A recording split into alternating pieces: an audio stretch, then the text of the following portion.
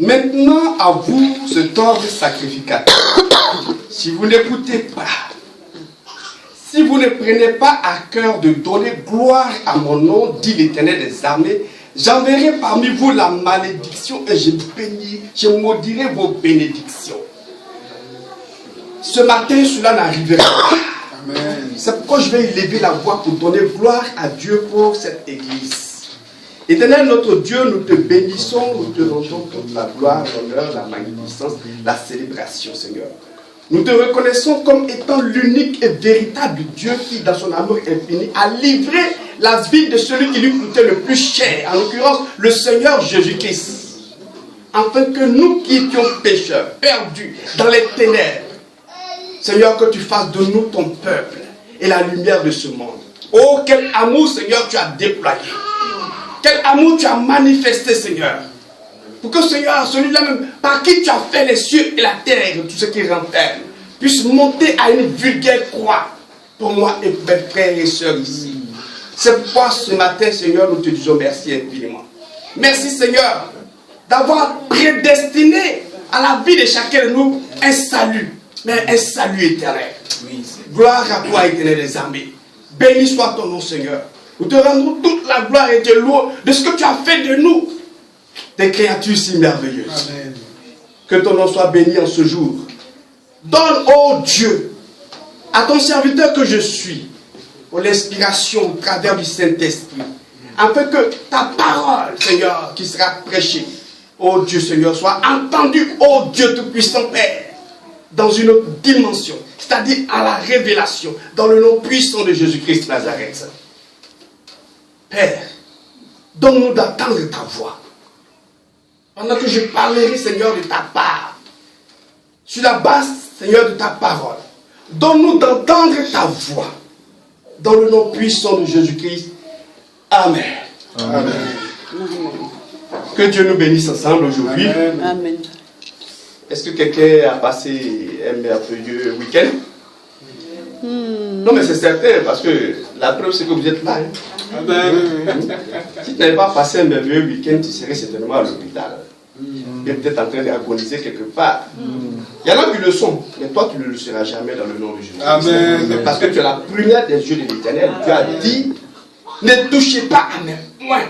Nous sommes les poings de l'Éternel. Une particularité, c'est pourquoi j'ai béni le nom de l'Éternel. C'est ce qui m'a enlevé des ténèbres pour faire de moi une lumière. Alléluia. Mais tu as la même chose que moi. Non, moi, j'ai pas cru que tu allais dire très bien Amen. Amen. Que le nom de notre Dieu soit béni ce matin. Amen. Mais nous devons réellement vivre la vie chrétienne en tant que des fils et des filles du Dieu vivant. C'est-à-dire nous devons naître de nouveau et expérimenter la chrétienté. Parce que la chrétienté, ce n'est pas de la religion.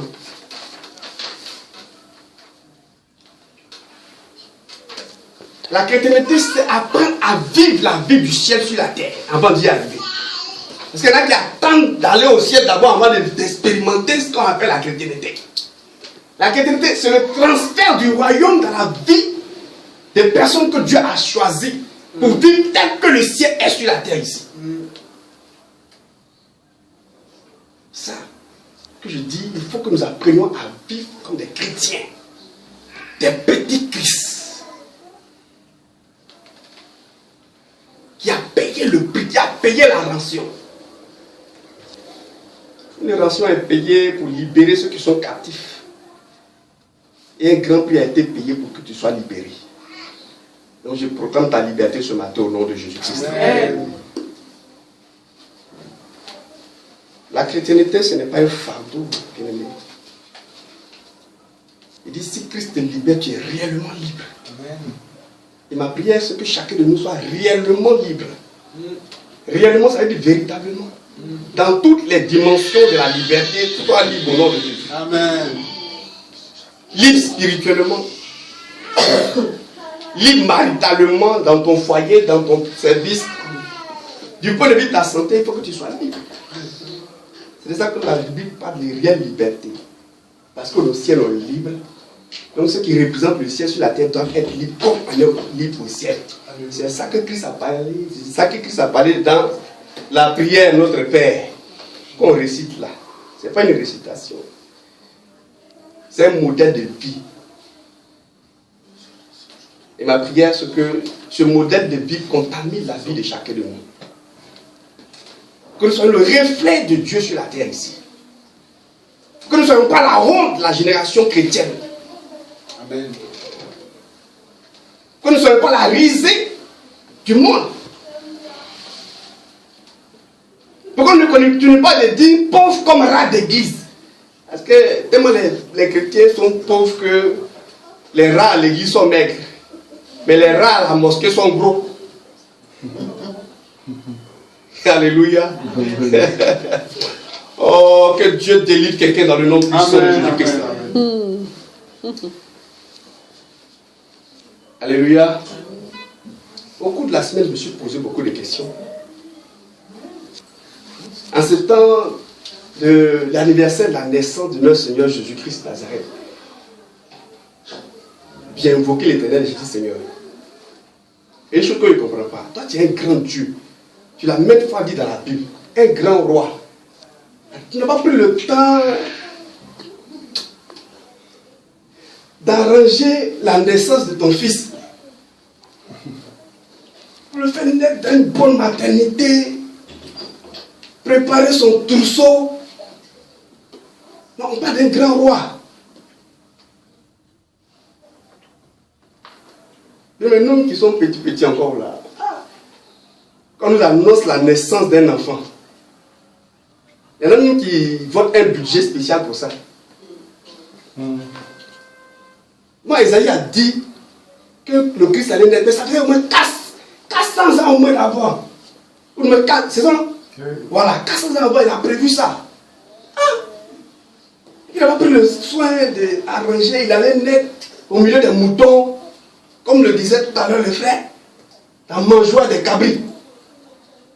Mais Seigneur, pourquoi tu fais les choses comme ça? Nous, on est des fils de paysans, ils s'arrangent même pour qu'on puisse naître au moins dans une petite maternité. Mais le roi de l'univers, là où tu l'as fait naître. J'ai dit, oh, toi tu connais rien. Il dit, ah. Il te dit quelque chose. Il dit, dis-moi alors. Il dit, tu sais, si je le faisais naître à la maternité, c'est ça la maternité, il y a beaucoup d'enfants qui naissent le même jour. N'est-ce pas? Oui. Oh, j'avais envoyé des gens de l'Orient pour venir l'adorer. Ils allaient avoir du mal à le retrouver parce qu'on ne sait rien pas ce qu'il sait. Mais j'ai mis une particularité sur lui. Une distinction pour que là où les pas s'arrêtent, il soit l'unique enfant ce jour-là. Peut-être que tu n'es pas né dans les conditions merveilleuses comme les autres. Et c'est parce que tu as une particularité. Il y a une étoile qui brille dans ta vie. Amen. Tu as une sélection particulière. Les enfants de Dieu sont des étoiles, n'est-ce pas? Quand Dieu a appelé Abraham, il dit regarde le ciel. Il regarde, il y a quoi au ciel là-bas? Il dit ce sont des étoiles. Il dit ce sont tes enfants. Pendant qu'Abraham regardait au ciel, il te voyait. Tu vas briller dans le nom puissant de Jésus-Christ. Amen. Quelqu'un n'a pas bien compris ce qu'il dit. Il dit tu vas briller au nom puissant de Jésus-Christ. Amen. Que le diable veut qu'il ne veut pas. Ton temps de gloire va sonner. Alléluia. C'est ce que je viens t'annoncer ce matin. En te parlant de quelque chose de très important. Ton alliance avec Dieu. Je viens te parler de ton alliance avec Dieu. Pour tout ce que Dieu a appelé depuis Adam, il a établi des alliances avec eux. Je ne parle pas de l'ancienne alliance, on parle de la nouvelle alliance. Mais toi, de façon particulière, de façon singulière, est-ce que tu as une alliance avec ton Dieu? Tu as signé quel contrat avec lui? Tu as quel protocole d'accord avec ton Dieu? Est-ce qu'il y a une intimité entre toi et Dieu? Je sais que Dieu descend le soir comme il descendait dans le jardin d'Éden pour venir raconter à Adam. Oh, parce qu'il y avait un deal entre eux. C'est l'alliance. Mais est-ce que tu as une alliance avec ce Dieu-là? Est-ce que tu t'es assis avec lui quand il t'a appelé pour dire viens, tu vas devenir mon enfant?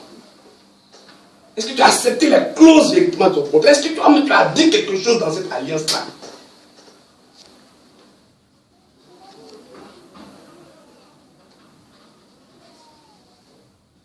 Et une alliance met sur la plateforme au moins 2 individus, ou 2 groupes, ou plusieurs. Ce sont des contractants de l'alliance.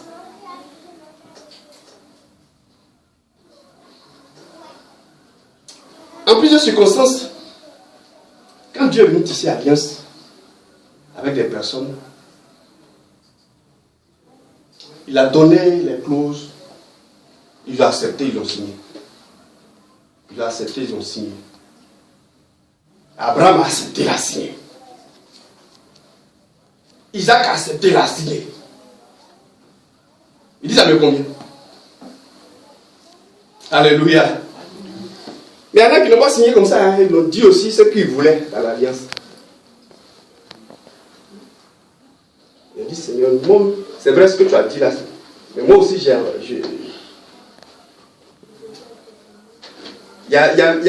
a mes conditions aussi. Chacun de nous doit avoir une plateforme d'intimité avec son Dieu pour établir une alliance. Moïse a tissé une alliance avec l'Éternel lorsque l'Éternel a appelé. Mais la réplique de Moïse, il dit, si tu ne m'accompagnes pas, je ne vais pas. Si tu ne vas pas avec moi, je ne vais pas. Ça, c'est un homme qui a parlé. Il était obligé de partir avec lui. Quand il t'a appelé, toi, tu as dit quoi? Tu as remué la tête. Il faut subir tout ce qui va arriver dedans. Il dit, si tu ne vas pas avec moi, je ne bouge pas d'ici. Je vais rester chez Jetro. Je viens ici. Là, il a fait 40 ans ici. Il a 80 ans. Il a fait enfant, il m'a donné sa fille. Et il y a quoi? Qu'est-ce que je cherche encore? Gloire à Dieu. Amen. Je vais vous parler de 2 personnes aujourd'hui. Je vais vous parler de Jacob. Et je vais vous parler de Jabez.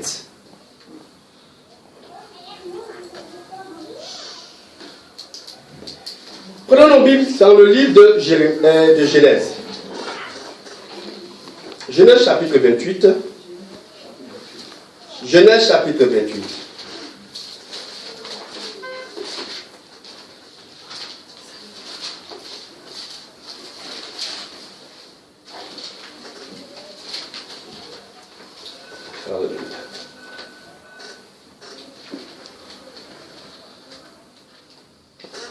Verset 12 au verset 22.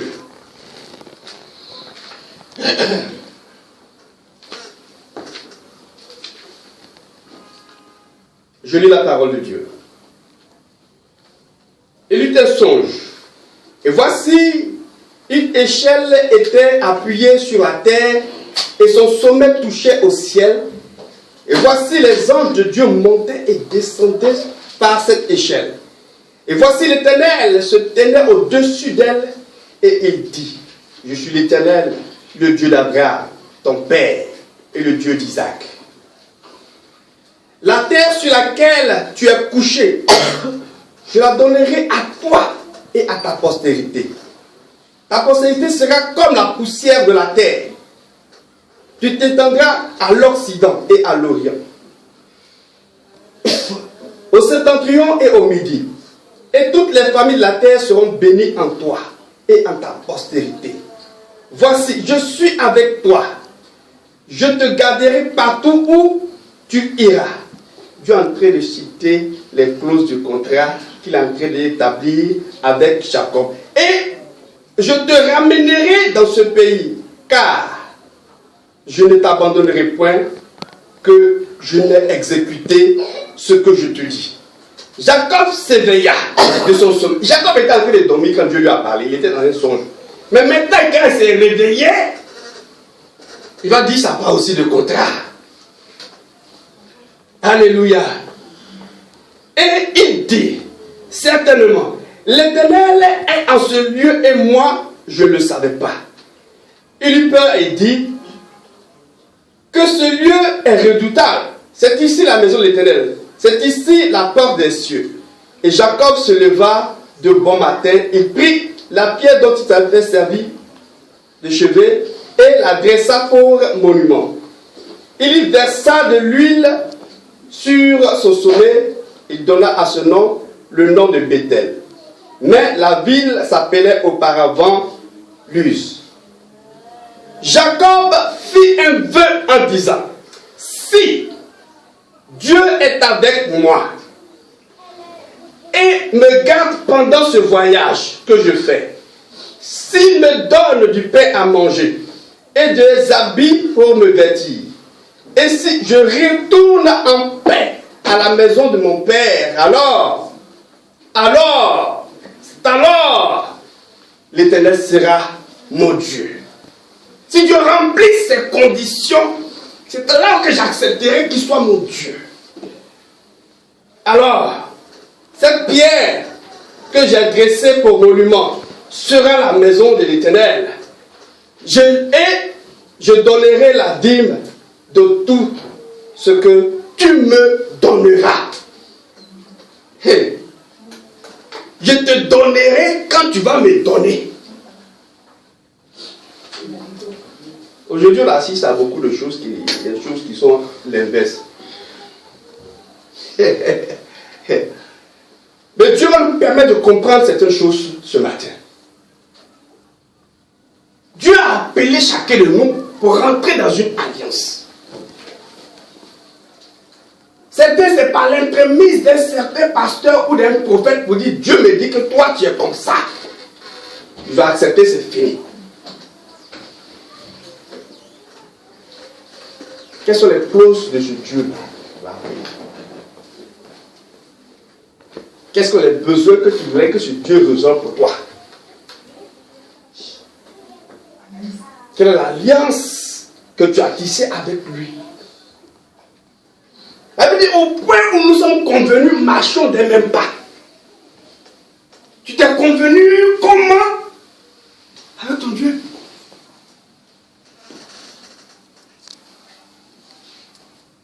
Si tu as convenance de quelqu'un d'autre que tu marches avec ton Dieu, ou bien une convenance personnelle, spécifique, intime avec ton Dieu. Il dit, Dieu ne nous appelle pas en sachet, il nous appelle individuellement. Sachet. Ouais. Il va se sachet où il y a, tu vas au marché, tu mets aubergine, tomate, grenade, tout ça. Non, il t'a appelé et tu as un appel particulier. C'est vrai qu'on est tous équivalents en appel, mais on est différents en onction. Attention.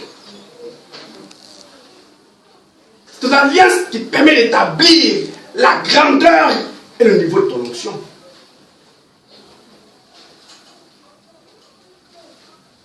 Il dit, Seigneur, c'est vrai, tu m'as parlé pendant que je dormais. Mais moi, je t'ai parlé les yeux ouverts. En bonne conscience. Je me suis réveillé. C'est vrai que tu es ici. Je me suis rendu compte. Ce que tu as dit, là, si ça arrive vraiment, c'est là que je vais te considérer comme étant mon Dieu. Mais aujourd'hui, on est complaisant. Oh là! Il a dit, mais la Bible dit, Jacob, que voici, dont je parle. Si Dieu a béni Jacob, je ne vois pas quel homme que Dieu a appelé qui ne peut pas bénir. Il n'y a pas plus malhonnête que ce type-là. Si Dieu a béni Jacob, quelle que soit la malédiction qui planait sur ta vie, je vois Dieu te bénir au nom puissant de Jésus. Amen. Amen.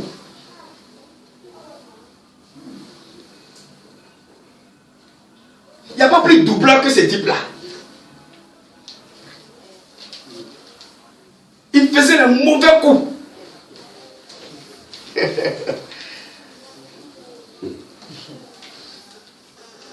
Il était très rusé.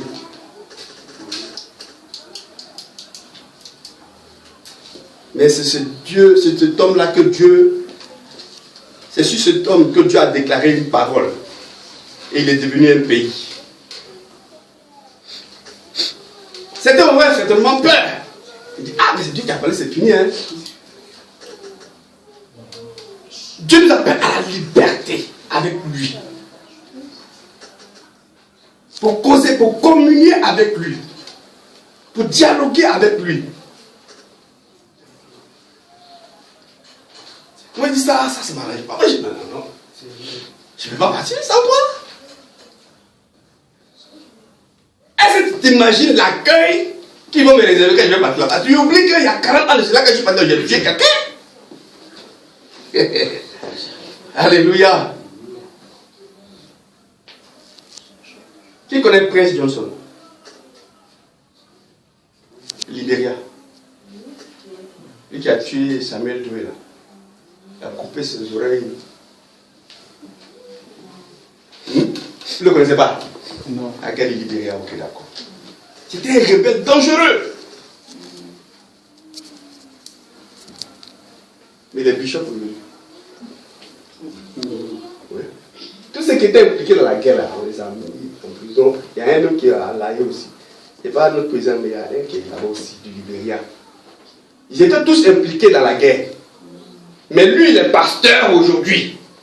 Parce que quand Dieu l'a appelé de là, il a tissé à l'alliance. Il ne faut pas me mettre en prison. Hein. Tu as déjà vu ça, bien aimé? On dit qu'il a commis crime contre l'humanité. Lui-même, il a pris fusil. Il y en a qui n'ont pas pris fusil, ils sont là-bas. Lui-même, il a pris machette, il a découpé les gens. Il te demande, tu veux manche coupée, manche longue. Manche courte, là, c'est ici, on coupe ta main. Manche longue, on coupe ici. Il a fait ça. Mais le pasteur, dans son pays, à cause de son alliance, il m'a appelé, c'est vrai. Mais il y a le monde qui est là. Hein. Ils m'ont vu faire des choses. Le ministère auquel m'a appelé là, que je sois irréprochable.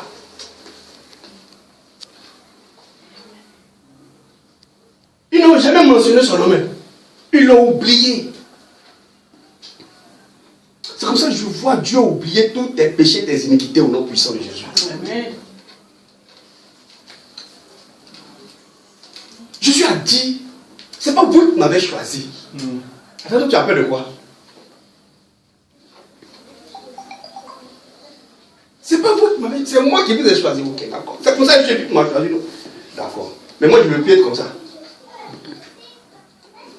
Si t'as comme ça, tu m'as choisi, mais je ne veux plus être comme ça. Si c'est toi vraiment qui m'as choisi là. Là où je verse mon nom là-bas, rends-moi prospère là-bas. Donne-moi une bonne femme. Il y en a eu 2. Dieu a doublé même, Dieu a donné. La Bible dit, il te sera fait selon ce que tu fais. Hein. Elle a doublé son frère, ils l'ont doublé aussi là-bas. Alléluia. Donc au lieu de 1, il y a eu 2. Pardon, il ne faut pas avoir 2 au nom de Jésus-Christ. Il a posé ces conditions. Si, Seigneur, tu fais ceci pour moi. Si tu es mon Dieu réellement. Si tu es avec moi pendant ce voyage. Pour que j'arrive sain et sauf là où tu m'amènes. Si tu me donnes des vêtements pour m'habiller. C'est que si je ne suis pas dans la nudité, si tu me donnes à manger, si je ne suis pas dans la faim, si je ne suis pas un creux de la faim, si je ne suis pas un mendiant. Et sur la grâce que Dieu m'a faite, c'est que je suis devenu son enfant, j'attends d'aller au ciel. Et puis tu es dans les haillons, et puis tu ne donnes pas envie aux gens de devenir chrétiens. Jacob a demandé, il dit, il faut que je sois bien habillé. Pour que lorsque je passe, on dit, mais c'est qui? On dit, non, lui là, c'est l'enfant de Dieu. Ça fait partie de mon alliance. Ça fait partie de mon alliance. Il ne faut jamais que je tende la main pour mendier mon pain. Donc, Seigneur, nourris-moi convenablement. Selon ce qui est écrit dans le livre de Néhémie, chapitre 9, verset 25. Il faut que cela se réalise dans ma vie. Moi, quand il m'a appelé, c'est ça qu'il a dit. Néhémie 9, verset 25. Seigneur, je proclame ça dans ma vie. Si ça se réalise là, Seigneur, si tu veux, à 3h du matin, réveille-moi pour aller prêcher quelque part. Je vais prêcher. Je ne vais pas maigrir. Je vais dépasser Pierre. Quel choc! Alléluia! C'est dans Néhémie là, hein? Il dit, vous allez manger, vous allez vous engraisser. Lui, il respecte Néhémie, hein? Comme moi. Il dit, vous allez vivre dans les délices à cause de sa grande bonté. Il dit, Seigneur, moi, je prends cette portion d'écriture pour faire mon alliance avec toi. Et tous ceux qui vont me bénir, Seigneur, bénis-les. Tous ceux qui me béniront, Seigneur, bénis-les. Mais malheur à ceux qui vont me maudire, Seigneur. Occupe-toi d'eux qui disparaissent de la terre. Voilà ce que moi j'ai écrit à mon Dieu. Donc, bien aimé, tu as intérêt à me bénir.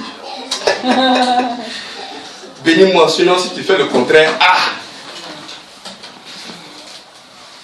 tu vas vite partir. Comme Jean-Baptiste est vite parti.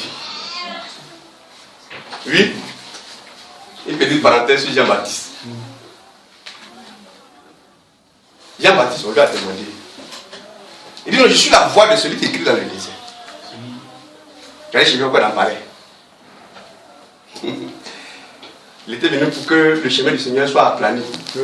Qui t'a nommé conseiller matrimonial? Si tu n'es pas à la place à laquelle Dieu t'a appelé, ce qui ne doit pas t'arriver, c'est ce qui va t'arriver. Tu as demandé, est-ce que c'est toi qui te dis non, je ne suis pas Christ? J'ai dit non, je suis la voix de celui qui crie devant le Seigneur, apprendre sur son chemin. Le Seigneur là est venu, tu vas chercher quoi là-bas? Désert où tu mangeais criquet là, désert là est fini. Qu'elle a senti les bons mets que préparait Élisabeth au palais. Il a démissionné du désert, il s'est retrouvé au palais. Parce que certainement que Hérode lui donnait des enveloppes qu'elle a fini de prêcher comme ça. C'est comme ça qu'on perd l'option. Tu as appelé le désert, reste au désert. C'est pas le désert là que tous les hommes partaient là-bas pour te voir. C'est pas au désert où tu étais, mais Jésus est venu à toi.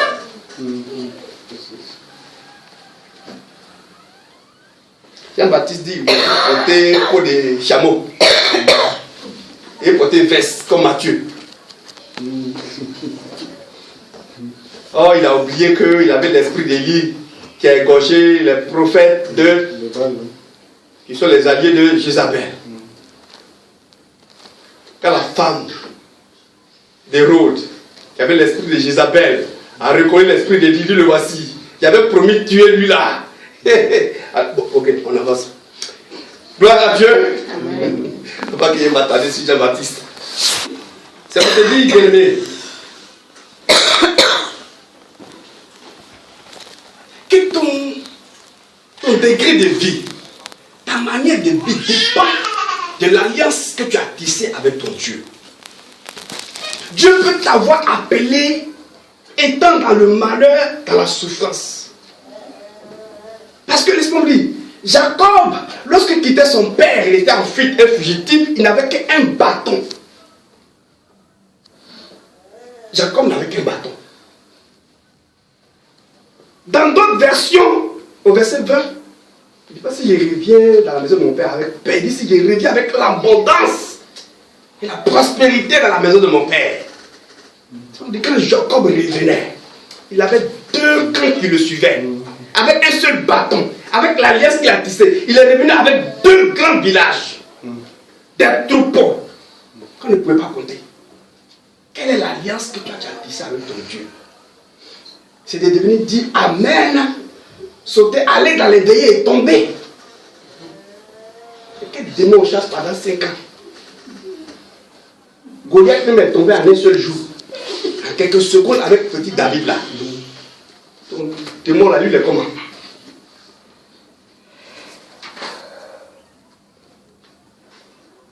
Et c'est quand tu vas me bénir. Et Dieu lui a dit ça. Il dit invoque-moi. Je te délivrerai et tu me glorifieras. Je te délivrerai. Mais il n'a même pas encore délivré quelqu'un, il cherche à être glorifié. Le glorifier les enveloppes. Tu as dit, je te délivrerai. D'abord. Ensuite, tu vas me glorifier, tu vas me dire merci.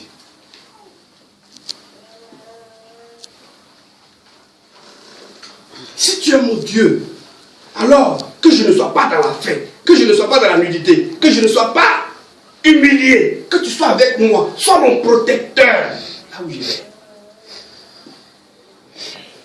Alors, lorsque je reviendrai, je te donnerai la dîme de tout ce que tu m'auras donné.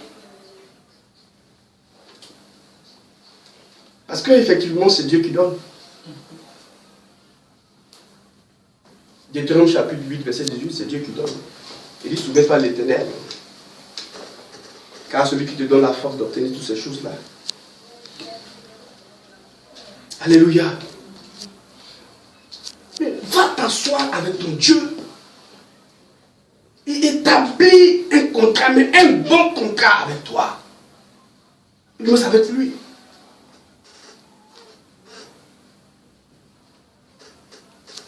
Mais là, tu suis Dieu par complaisance. De toute façon, c'est lui qui a le dernier mot. Est-ce que tu as dit au moins quelque chose d'abord avant qu'il dise le dernier mot? Est-ce que tu as dit au moins quelque chose, ce que tu voulais d'abord? Mais tu es un béni, oui. C'est Dieu qui a dit. C'est Dieu qui a dit. Et puis Jacob a parlé. Si Jacob manquait de faim, il régnait Dieu. C'est ce qu'il a dit. Il dit, s'il manque de nourriture, s'il manque de nourriture, il n'est plus mon Dieu. S'il manque d'habits, il n'est plus mon Dieu. C'est là qu'il a dit, tu seras avec moi. Moi, il te dit, moi aussi, ma part, que réellement, dans la réalité, là, si je manque, le jour que ma femme n'a pas allumé gaz dans ma cuisine, c'est que tu as rompu le contrat. Ton gaz sera toujours allumé au nom de Jésus-Christ. Tes enfants seront toujours vêtus au nom de Jésus-Christ. Si mes enfants ne vont pas à l'école, Seigneur, c'est que tu n'es pas mon Dieu. Je m'engage à respecter tout ce que tu as dit. Mais si je suis dans la faim, alors que je n'ai pas décidé de jeûner, Seigneur, c'est un homme qui est en train de parler à Dieu avec conviction. Moi, c'est ce que moi je veux. Il connaissait la condition dans laquelle il était. C'est vrai que son père était riche. Ils ont dit de son père dans le livre de Genèse chapitre 26, verset 13. Il dit cet homme-là devient de plus en plus riche jusqu'à ce qu'il devienne fort riche. C'est vrai. Oui. Mais il n'est pas parti à riche là-bas. Il a laissé la richesse là chez son père. Dans la nudité, dans la pauvreté, avec un bâton. Quelqu'un s'est battu avec l'un des terrains, puis l'ont déboîté. Il y a un bâton là, il marchait là. En plus, il est venu boiter tout ça. Il dit c'est pas grave. Mais si tu me fais changer de ces conditions, toutes les dîmes qui rentrent, je te donne. À peine même, on arrive à manger. Parce que tes prières ne sont pas montées pour ouvrir les portes du travail aux gens, c'est toi qui demandes, tu lui dis, il y a quoi?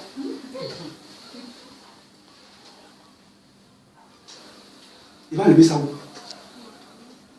Dis à Dieu. La Bible dit que celui qui plante un figuier en mangera le fruit. Celui qui plante un figuier en mangera le fruit. Je suis jardinier de Dieu.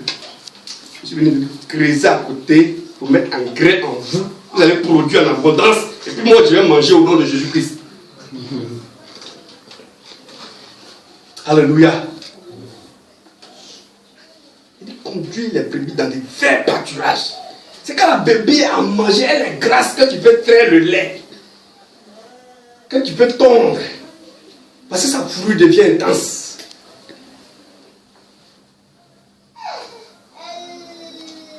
Soyez abreuvés au nom puissant de Jésus-Christ. Voici donc une alliance qu'un homme a tissée avec Dieu. Alléluia. Amen. La plupart, beaucoup aujourd'hui, on sert Dieu comme des féticheurs. Tu connais les féticheurs? Voilà. Un homme de Dieu connaît. Je vais vous expliquer. Quand il dit que ils sont des il faut comme comment on appelle les prophètes de Satan. Tu vas chez un féticheur, il est misérable. Il y a sang de bouc ici, les caca de poulet, excusez-moi, tout, de poulet. Tu vas chez lui, il est crasseux. Mais celui qui fait changer la vie des personnes. Je ne veux pas être marabout de Jésus. Jamais. Tu vois, en bas de rentrer chez lui, la méthode est pliée en quatre, parce que c'est une case.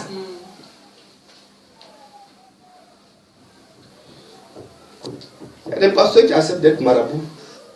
Mais moi, je ne suis pas marabout. Il dit, Seigneur, fais en sorte que mes prières percent le ciel, de sorte que les gens soient bénis. Celui qui me bénit, que tu le bénisses.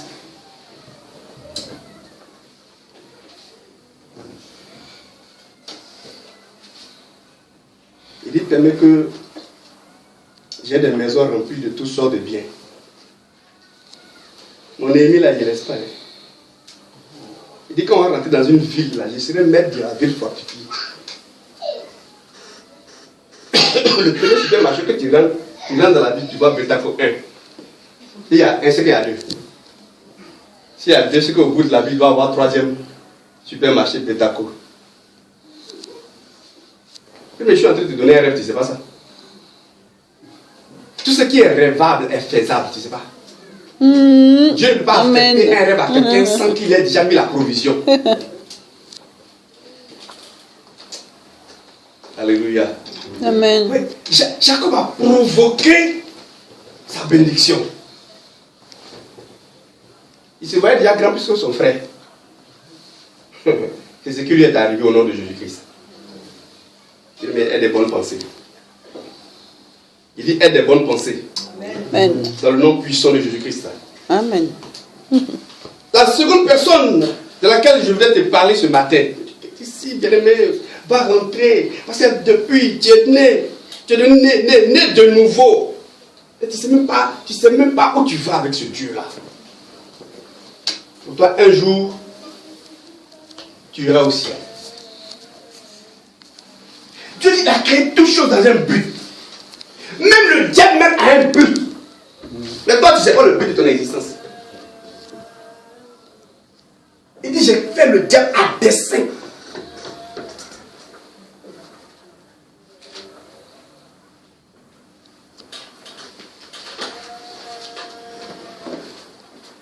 Alléluia.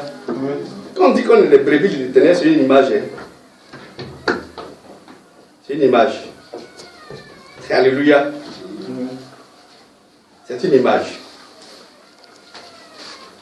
Parce que la brebis, c'est le symbole de l'obéissance. Mais nous, au contraire de la brebis, on doit réfléchir au moins. On doit réfléchir, bien aimé. Parce que l'apôtre même, qui marchait avec Jésus-Christ Nazareth, n'a pas manqué de lui demander. Qu'en est-il pour nous? On a laissé tout tomber et puis on te suit là. On gagne quoi dans ça? C'est juste de tisser leur alliance avec Dieu. Jésus a dit, il n'y a personne qui laisse tout ce qu'il avait pour me suivre et qui ne gagne dans ce siècle-ci 100 fois plus. Bien aimé, Jésus qui est venu pauvre, il est venu pauvre. Et là, l'alliance qu'il tisse avec des personnes, il les a débauchés pour les payer 100 fois plus. Je n'ai jamais vu un pauvre comme ça. Oh, je préfère le pauvre qu'on appelle Jésus là, n'importe qui sur la terre ici. Un pauvre sans ressources qui nourrit plus de 5000 personnes. Vous êtes un pauvre extraordinaire. Je le préfère à n'importe quel président de la République. C'est avec lui que moi j'ai tissé mon alliance. Parce que des heures, il va t'envoyer à un sommet où tu seras un héros.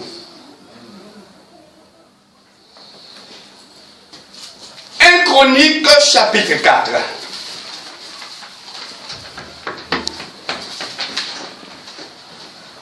Chronique chapitre 4. Versets 9 à 10. Je lis rapidement. Jabet était plus considéré que ses frères. Sa mère lui donna le nom de Jabet en disant: c'est parce que je l'ai enfanté avec douleur. Jabet invoqua le Dieu d'Israël en disant: si tu me bénis et que tu étendes mes limites. Si ta main est avec moi, et si tu me préserves du malheur, en sorte que je ne sois plus dans la pauvreté et la souffrance. Et Dieu accorda ce qu'il avait demandé.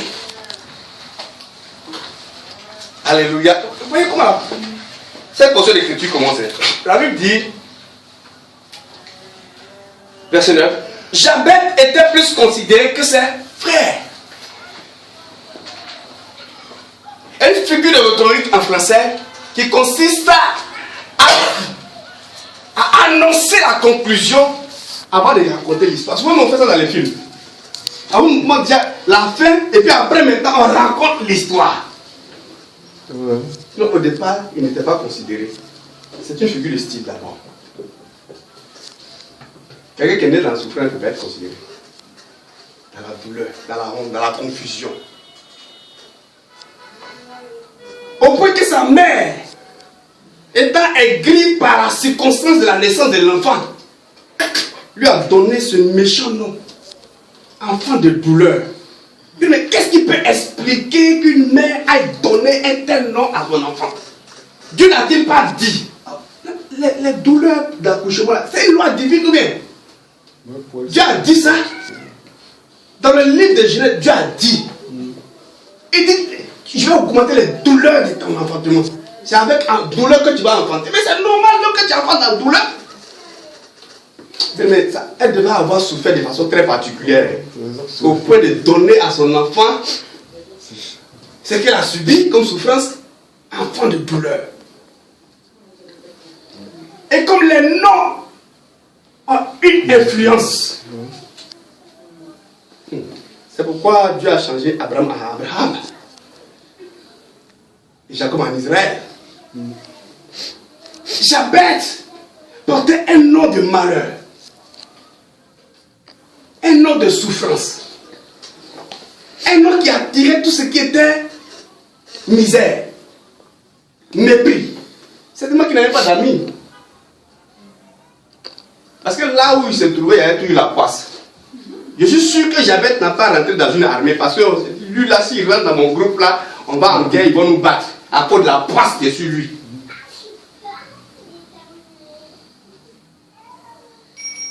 C'est que le nom ancestral de la famille d'où tu préviens a eu certainement une influence sur ta vie.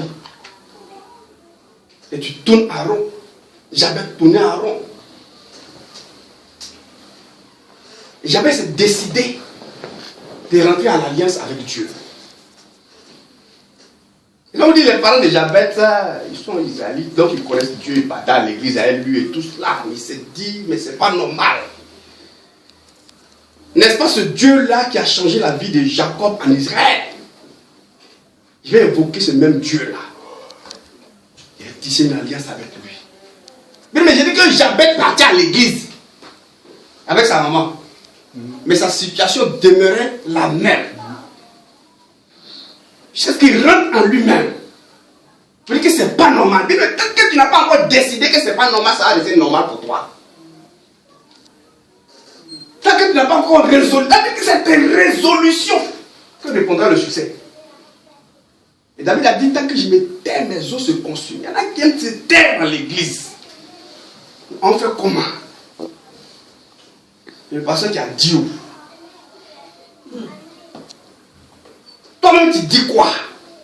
Tu n'es pas un mouton. Même si on dit que tu es brebis, j'ai dit que brebis là c'est symbolique.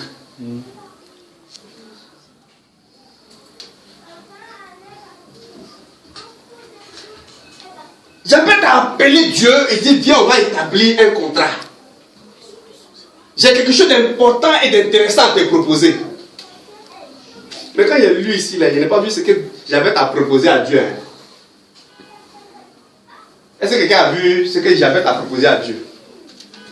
Parce que dans la phase conditionnelle, il y a deux propositions, n'est-ce pas? Il y a une proposition indépendante et puis il y a une proposition principale.